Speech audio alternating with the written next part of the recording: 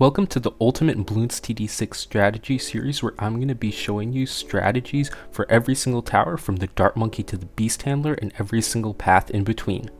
This will show you how to diversify your setup and get better, along with seeing some stats, tips and tricks, and all of the strategies for every single one of the towers. And although that the series is geared more towards Chimps mode, this will also show you a lot of tips and tricks that apply to the standard game and will allow you to win with a new style. So going on to the next episode, we have Apache Prime. This also comes with the Apache Dart Ship and the Razor Rotors. So let's get right into it. This is a pretty cool tower that's pretty commonly seen and very nice in Chimps. So the Razor Rotors, this is an early game damage tower. Sometimes you'll see it in mid game too. Apache Dart Ship, it's a mid game carry. I'll talk about that later. And then the Apache Prime is a late game damage focused tower.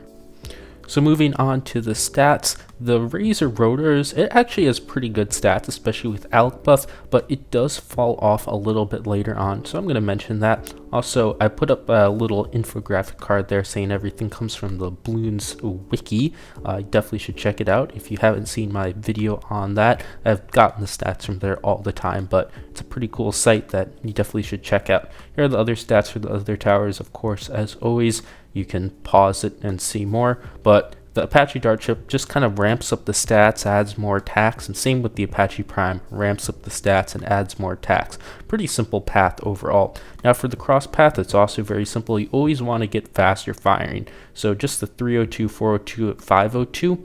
And then moving on to the support, you are going to want to make sure you have good support. For the Razor Rotors, a Berserker Brute is definitely needed. So you're going to have to make sure you get that. Once you get up to Dart Ship, you don't really need anything else. Sometimes you can do an overclock for the mid game. That's one possible play if you're going to be getting an Apache Prime like right before round 84, or you could also do an MIB before. But once you get Apache Prime, you definitely need MIB and you definitely need overclock. And then with that, you're just doing a lot of damage. It's great support and it will help you a lot. Now moving on to maps it's good on, it needs single lane maps. On multi-lane maps, it just doesn't work out well. And then for some strengths, it does a lot of damage, it's easy to use, but the weaknesses are it's expensive, it's hard to save up for, and it's weak to DDTs. And for heroes that it's good with, it's any heroes that make saving up for the Apache Prime very easy. You just want to get the Apache Prime. Once you have that, you have a lot of damage, so the hero isn't going to be doing much late, but to get there, you need it. So now taking a look at the objectives, it's pretty simple. Apache Dart Ship mid game, Apache Prime late game, and Razor Rotors early/mid game. So going into this first run, I'm going to be taking a look at one of the approaches to save up for Apache Prime in Chimps mode. And as you can see, I mentioned it's pretty hard to save up, but once you can get it, it's a lot of damage. So one thing that we're going to be taking a look at this run is having Rosalia as our hero. Out of all the heroes, I think Rosalia actually just makes getting Apache Prime the easiest. So if you're going to be doing a bunch of Apache Prime strats, Rosalia might be really fun to check out. Of course, Sauda and Quincy would also be very good, but Rosalia makes it very easy to get the Apache Prime before round 80, which is one of your two options. You'll either be getting it before round 80 or before round 84. So going before the super ceramics, or kind of just fill up the support and get it after super ceramics. Anyways, here for the early game, I'm just going to be getting a bit of some damage to start off. I'm going to get Rosalia down, and then we're going to be going for the Heli. The Heli is expensive just to get as a base, so you might not be able to get it that early, but you won't really have to get a whole early game carry, just something that will get you there and take out the camos and leads. So I have that sniper and that double shot ninja. That's going to be able to do that just fine. And then if I get Rosalia down early enough, we'll start to be able to actually get the discounts, which is a 10% discount. It's absolutely huge when going for Apache Prime because it is an expensive tower. So you're going to be saving a lot of money with the Rosalia discounts. As it can do an early game carry, you're going to be seeing that right there. It's just going to absolutely wreck everything. And Rosalia's abilities also will wreck around 40, which is super nice. So we'll get that. We need to make sure we just get drums and camo on that village.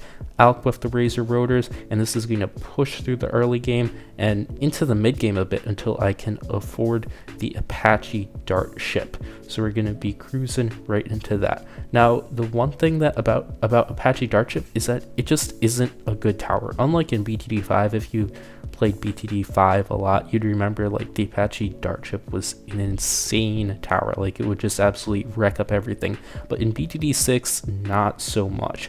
It does like good in the mid game, but after that, like once the super ceramics come, it completely falls off and it's like not even good at all. Even though it can do like good damage, it's just pretty trash.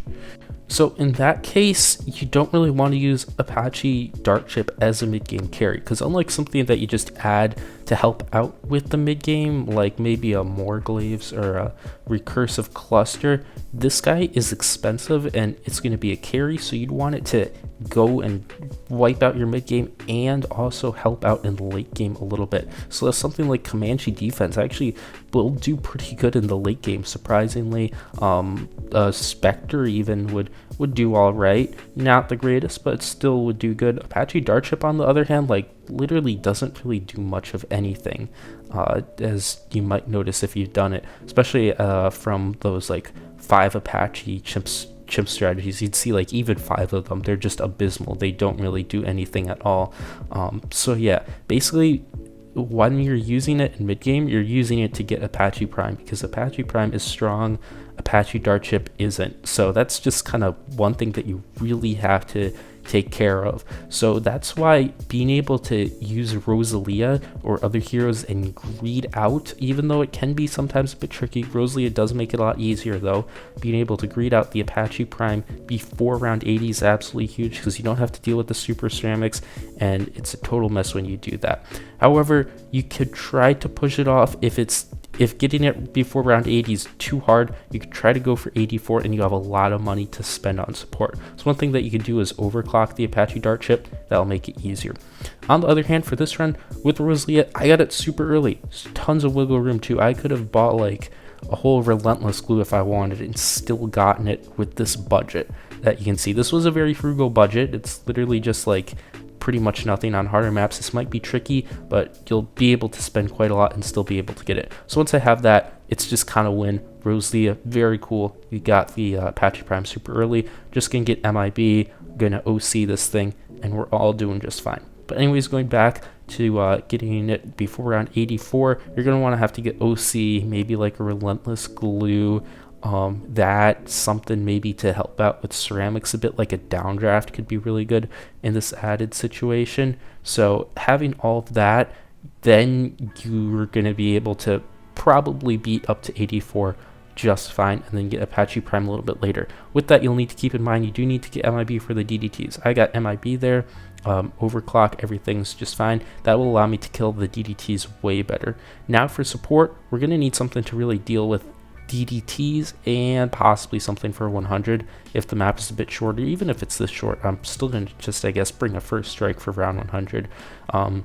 Overclocked Apache Prime does a lot of damage, but that's because it has good damage and good pierce for round 100.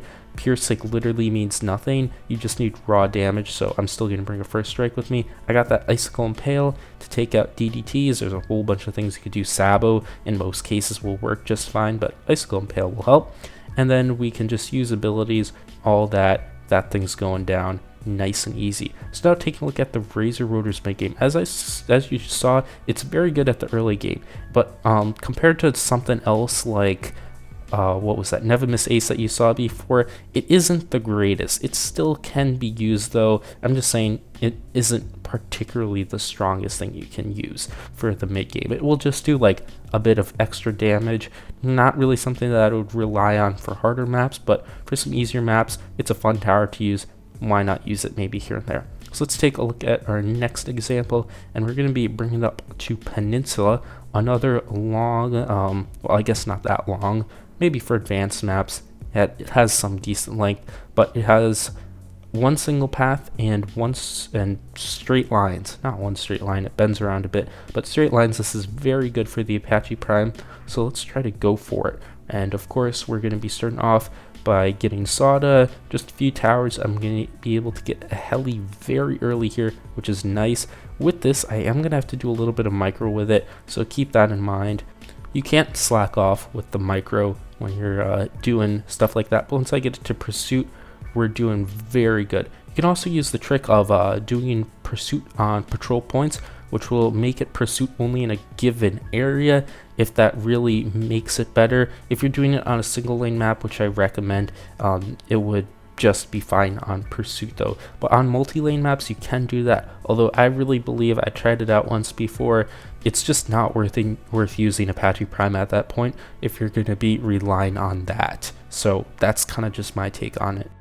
So with this early game, it is a little bit more frugal, but just as before, the Razor Rotors is absolutely going to destroy all of these early game rounds. I'm going to get that radar scanner up, we're going to take out that Moab. Even taking out the entire Moab, Razor Rotors is going to do very well. Of course, you can have your hero help out and all. So we're going to get radar scanner, jungle drums, save up for Apache dart chip, and because this is a bit shorter, I'm going to be going for a different approach this time, which is the opposite. I'm going to be getting it after round 80, which means that we're going to have to start dealing with super ceramics. That means because of this, I'm going to need something to kind of deal with that. I'm going to choose to get a spines there, although first I'm going to get this Apache dart chip up so we don't start like leaking to absolutely everything. It's good to get that at least first. Before round 60, I would recommend you should have your Apache dart chip up, because once round 60 hits, your Razor Rotors, Alpha Razor Rotors, it just isn't going to solo. Even on harder maps before that, you want to get it up early. Luckily, it's pretty cheap. It's only 21k, so it's not something too crazy to go for, and the Razor Rotors is very powerful. So we're going to have that, and then we're going to push on a bit. I'm going to get the spines when some of these tricky rounds come in. There we go, we have the spiked mines, so that's just going to clean up a lot of the super ceramics that I'm looking at. Unfortunately, I don't have it under a jungle drums, which kind of is disappointing for this map, but that's alright. And then I could get a little bit more support, aiming to get the Apache Prime before round 84 is very good. That gives you just like the most leeway. It's a lot of money that you can work with. I'm going to get it a little bit earlier. It was a bit risky though. Some of the rounds got a tad close, but you can also use Sawdust's abilities to make sure you beat that. So now with the super ceramic coming in, you can see the Apache dart chip just struggles. This is what I was talking about. It just isn't good against a lot of these rounds. So they got close to the end. The spines started eating them up. It was pretty close though. I feel like just having a Moab glue would make it a bit more safer. Well, I know it would make a bit more safer, but there we go. We got the Apache Prime. Now I can get MIB, overclock it, and then the rest of the support. From here, that like spike mines isn't really going to be doing much. This guy should just be able to clear it if you're doing the right stuff. He'll wipe out the rest of the game. And as I said, it's weak to DDTs from before, so we're just going to be grabbing something to deal with the DDTs a little bit. But now as the 90s roll in, everything's very chill and very easy. So as you can see, the first DDTs on round 90 there, they actually got very far, even though there were 3 of them and they're unfortified. There's going to be way more coming up on 95, and then on 99 we're going to have all those fortified DDTs. So we're going to get a decamo sub there, so I can get camo for this relentless glue. That's going to help out with the DDTs a lot and overclock you. And now look, they're going nowhere. Now I'm just going to get that first strike for round 100, and that's pretty much going to be it. So this is a very common way to beat chimps. There's basically 2 approaches that you can do for it with the Apache Prime. Both are pretty strong. Whichever one works for you, you could try both of them, see which one's easier. I personally find the pre-round 80 to be easier, but I don't know, could be something up to you. So that's it, and goodbye. Have a nice day. Thanks for watching. If you want to help out the channel, you can check out these new videos, like and subscribe for more content, support the channel by becoming a member, and joining the Discord to chat with the community. Bye!